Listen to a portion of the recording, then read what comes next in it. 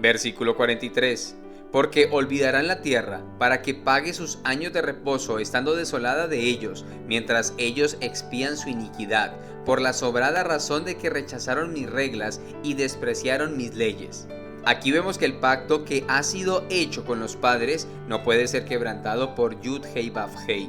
Por muy desobedientes que sean los hijos de Israel, Él ha sido fiel y no quebrantará su pacto. Aunque muchos hayamos quebrantado su pacto, Él permanece fiel.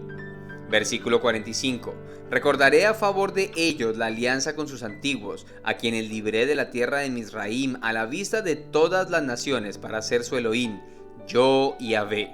Teniendo en cuenta que el versículo hace referencia al acto recordatorio de Yud Hei Vav Hei y al hecho de que el pacto renovado en Mashiach está estrechamente vinculado con lo que comúnmente se conoce como estado de gracia, esto requiere de un profundo análisis al respecto. Debemos partir del hecho de que estar bajo la gracia es uno de los elementos imprescindibles para lograr un nuevo nacimiento y ser partícipe del evento profético citado por Yehezkel en el capítulo 37, el Valle de los Huesos Secos, restauración de Israel. A simple vista, se hace un poco difícil encontrar un vínculo entre Romiín, capítulo 6, versículo 14, y Yehezkel, capítulo 37, versículos del 7 al 12.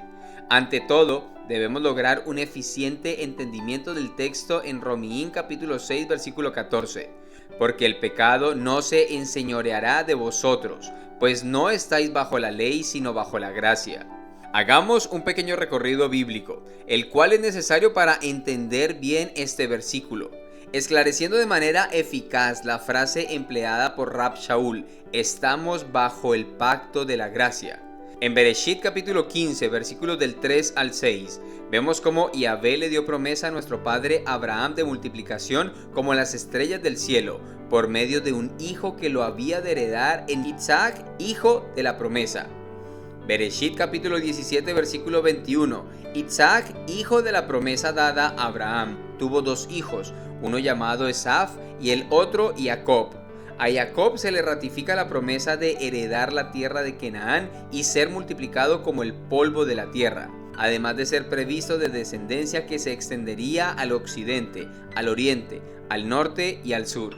Bereshit capítulo 28, versículos del 13 al 15, es uno de los textos bases para poder conciliar Romiín capítulo 6, versículo 14, estamos bajo la gracia, y Yehezkel capítulo 37, versículos del 7 al 9, restauración de Israel.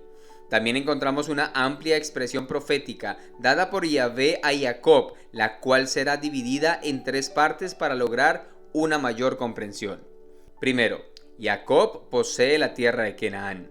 Según Bereshit capítulo 28, versículo 13, y he aquí Yahvé estaba en lo alto de ella, el cual dijo: yo soy Yahvé, el Elohim de Abraham tu padre, y el Elohim de Isaac. La tierra en la que estás acostado te la daré a ti y a tu descendencia.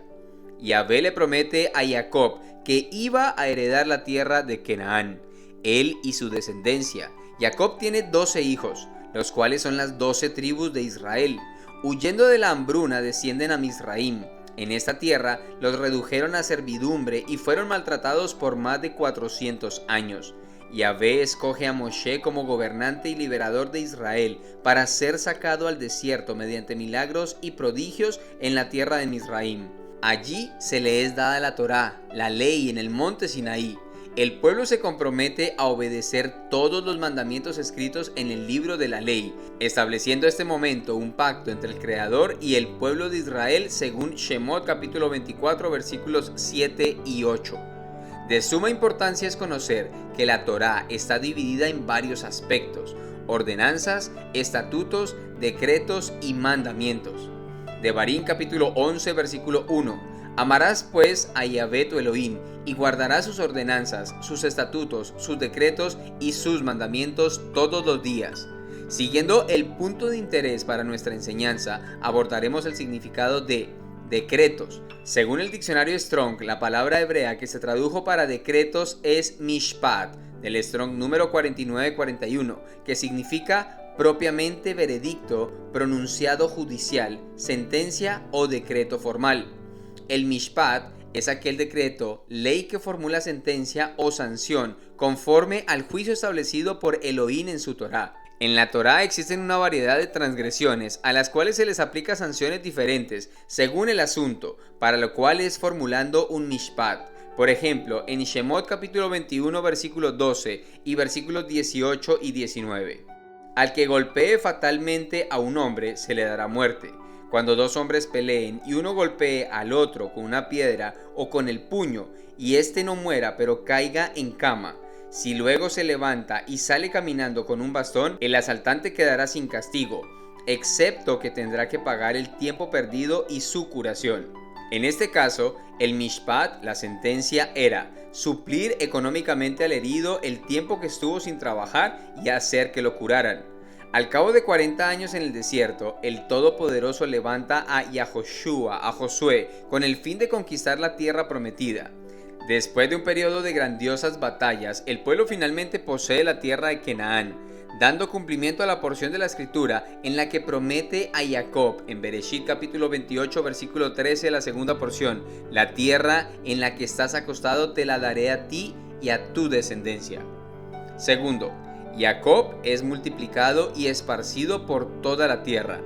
Lo vemos en Bereshit capítulo 28 versículo 14. En el versículo 14 aparece la promesa de multiplicación como el polvo de la tierra y el anuncio profético de dispersión de la descendencia de Jacob sobre la faz de la tierra a oriente, occidente, norte y sur. Estando en la tierra de Canaán, la nación transita por un periodo de angustia y aflicción a raíz de su desobediencia. Yahvé levanta jueces, librándolos de las manos de sus enemigos. Él era movido a misericordia por los gemidos de su pueblo, a causa de los que los oprimían y afligían. Lo vemos en Shoftim, Jueces capítulo 2, versículos 15 al 18. Años después, nombran rey a Shaul, quien fue el primer rey de Israel. David, como sucesor de Shaul, reina con justicia y equidad sobre toda la nación. Él logra una estabilidad política, social y religiosa sobre todo el país. Shlomo, Salomón, ocupa el puesto de David, su padre, una vez que éste muere y reina 40 años en Israel. El corazón de Shlomo no era perfecto con Yahvé su Elohim, a causa de sus muchas mujeres que lo desviaron tras dioses ajenos. Su desobediencia acarrea grandes consecuencias y la nación se divide en dos reinos después de su muerte. Lo vemos en Melaquín Aleph, Primera de Reyes, capítulo 11.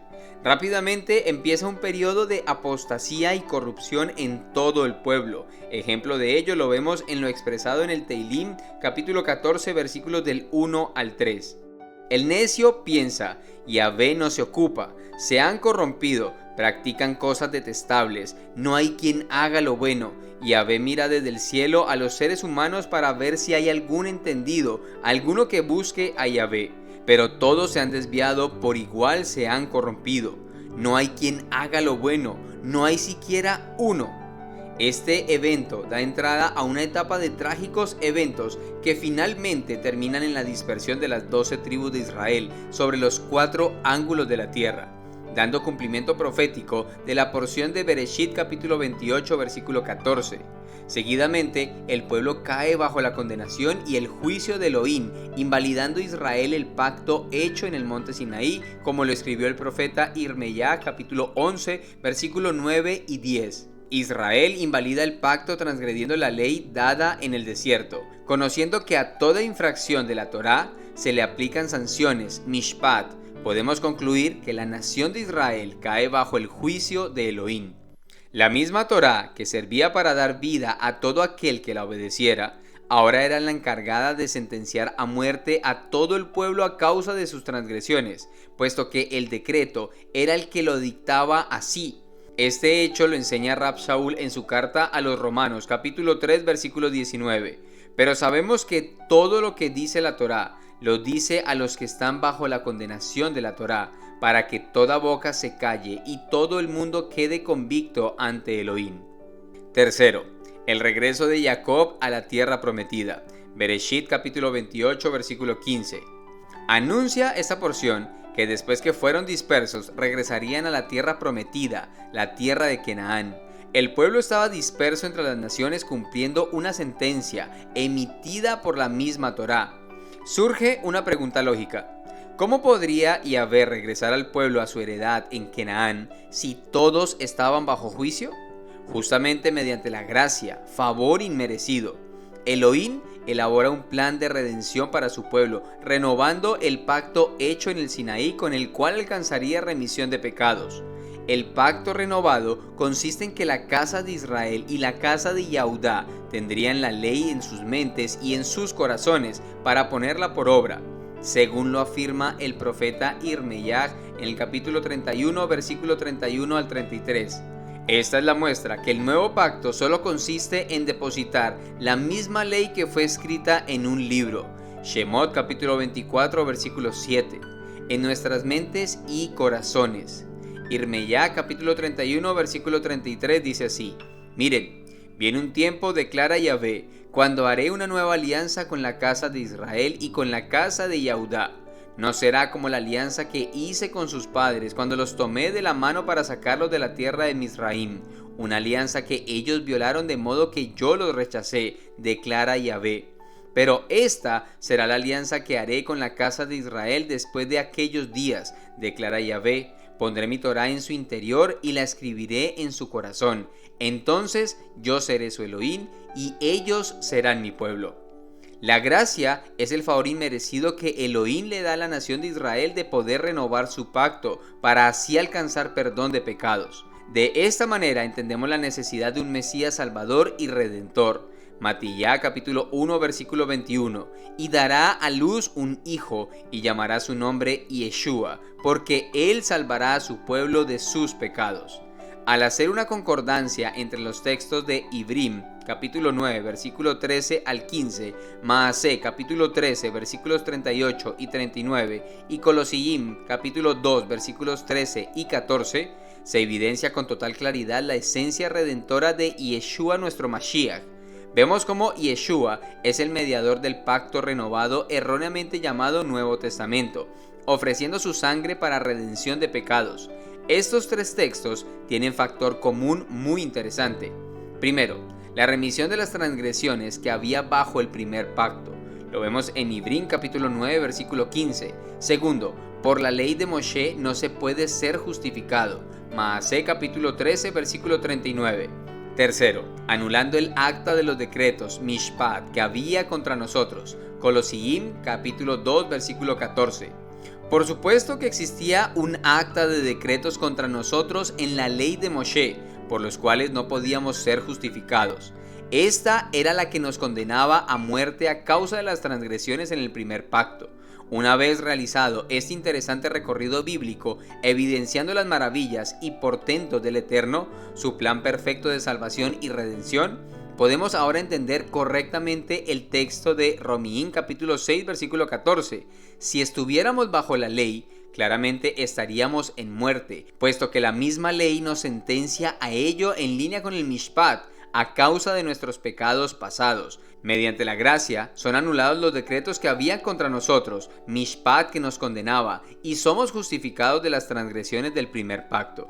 La gracia es una nueva oportunidad que Elohim le da a su pueblo Israel de volver a la Torá, a sus mandamientos, instrucciones y preceptos mediante la renovación de su pacto, viendo a la gracia no como una licencia para que el extranjero, es decir, el natural, se pavonee como inmune al mandamiento.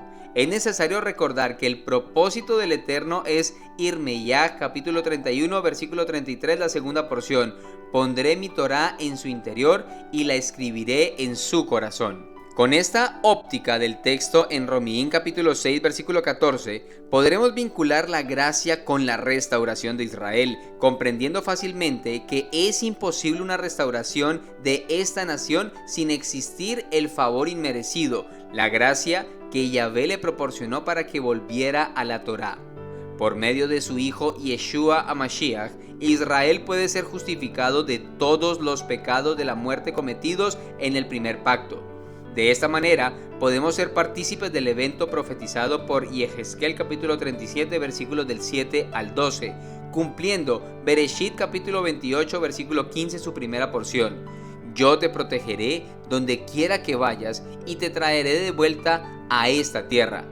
Observamos entonces cómo los huesos pasaron de muerte a vida, muerte cuando estaban condenados a ello por medio de la ley, y vida por medio de la gracia, oportunidad inmerecida a través de Yeshua HaMashiach, que Elohim le da a su pueblo de volver a la Torá. Corroborando lo antes dicho, encontramos en Romaín capítulo 6 versículo 23, porque la paga del pecado es muerte, mas la dádiva de Elohim es vida eterna en Mashiach Yeshua nuestro Maestro.